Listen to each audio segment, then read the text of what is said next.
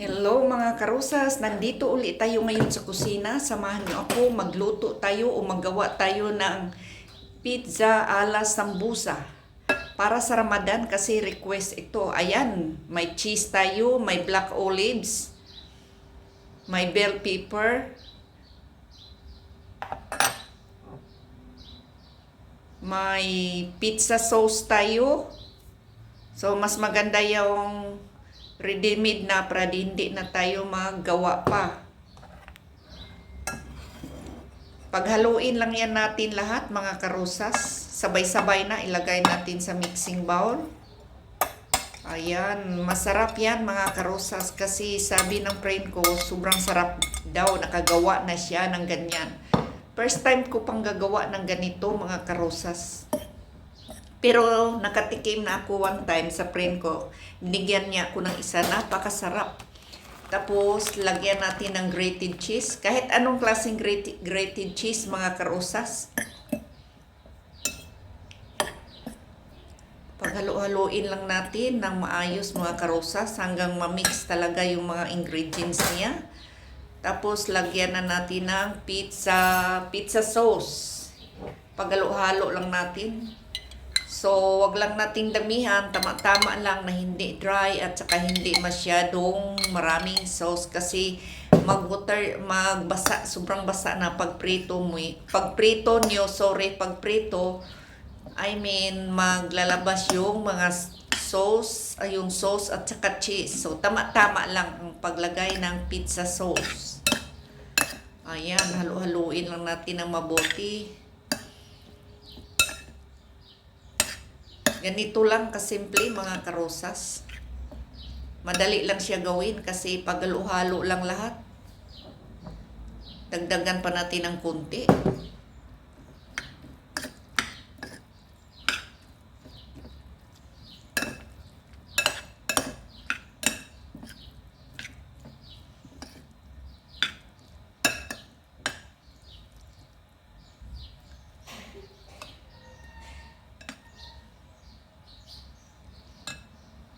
Ayan, ready na. Ihanda na natin ang mga pambalot natin. Ayan, may sambusa leaves tayo.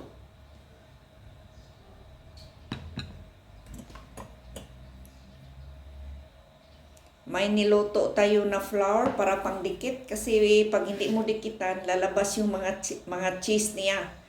Kasi pag prito natin, matunaw yung cheese. Siyempre, pag medyo may buka uli butas, hindi masira ng maayos, lalabas yung mga cheese.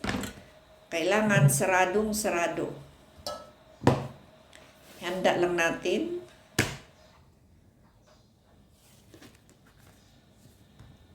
Mahirap balutin mga karusas pag cheese, may cheese kasi pag hindi mo masara ng maayos, talagang lalabas ang mga cheese. So, kailangan siraduan natin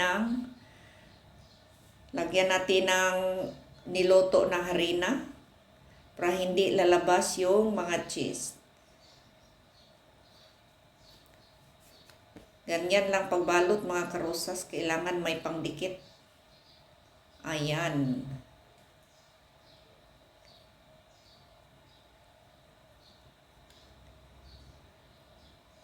So, kailangan talaga maayos na pagkabalot. Tapos, ayan, lagyan ng pandikit.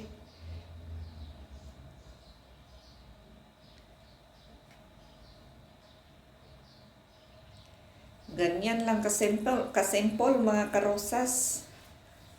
Marami na akong nagawang sambusa. Mayroon ng cheese, mayroon ng karni, mayroon ng potato. Ito, mamaya magluto din ako kasi excited ako sa gawa ko. Ayan. Mahirap balutin pag may cheese talaga kasi pag hindi mo masara ng maigi, lalabas yung cheese pag matunaw na pagprito mo. So, kailangan maayos ang pagkasara. Hindi katulad ng patatas at saka karni, walang problema kasi hindi karni yun at saka patatas. So, walang cheese, madali lang siya balutin. Pag may cheese kasi, mahirap. Pero, ganyan ang buhay OFW. At saka masarap din ang cheese. Paborito ko sa lahat ng sambusa ang cheese. Alam ko mga kapwa ko OFW, busy kayo ngayon. So, laban lang tayo. Ganito ang buhay. Kasi 1 month ito na Ramadan. Ako rin, nagpa-fasting din. So, kakain ako maya pang 5:30. Ayan, dikit. Paulit-ulit lang hanggang matapos mga karosas. So, medyo malaki yung unang gawa ko, pinaliitan ko. Kasi pag malaki kasi, matagal maluto. Kasi ilagay ko to sa freezer. Pag anytime na magluto ako, kukuha na lang ako. Kailangan hindi masyadong malaki at saka makapal. Kasi pag makapal kasi, matagal siya maluto. Kailangan pahinaan natin ang apoy. Kasi pag pabilisan natin, sunog ang labas, yung loob niya is ice pa, frozen pa. Minsan, pag may time kayo, ilabas ng maaga.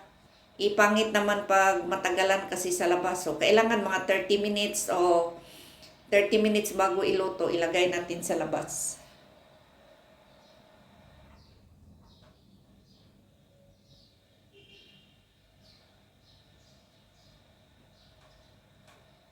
Ayan, medyo maliit na, maganda na pagkagawa.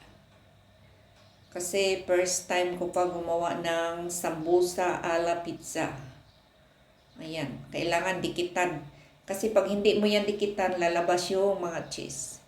Take note lang mga karosas, malinis yung kamay ko ha. Nasa kusina lang ako, wala akong ibang hinahawakan. Hindi ako nagsuot ng gloves kasi hindi ako komportable. Mas madali magtrabaho pag walang gloves. Minsan, pag kinakailangan, nagsusuot talaga ako. Pero pag ganito, okay lang, walang problema. Malinis naman ang kamay ko, nasa kusina lang ako, wala ko ibang hinahawakan. Okay lang sa mga amo ko.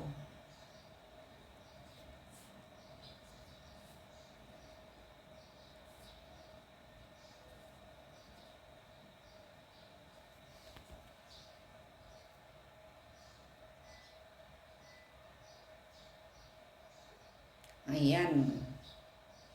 Medyo matagal din matapos.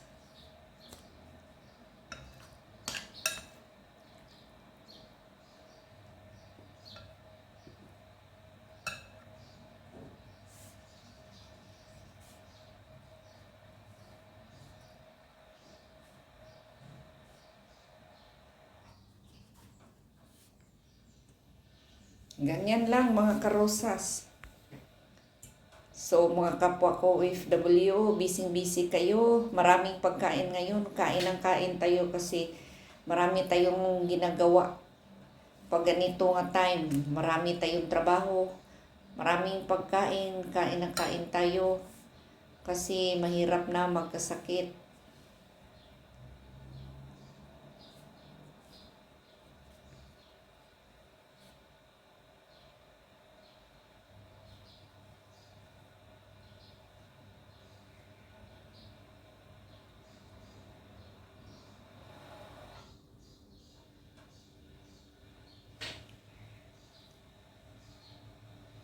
Kanina pa ako, kunti pa lang natapos ko mga karosas. Kasi marami din siyang mga halo. May black olives, may bell pepper, may sauce. Kaya nga, nahirapan ako pagbalot. Pero habang tumatagal, masanay na ako dito.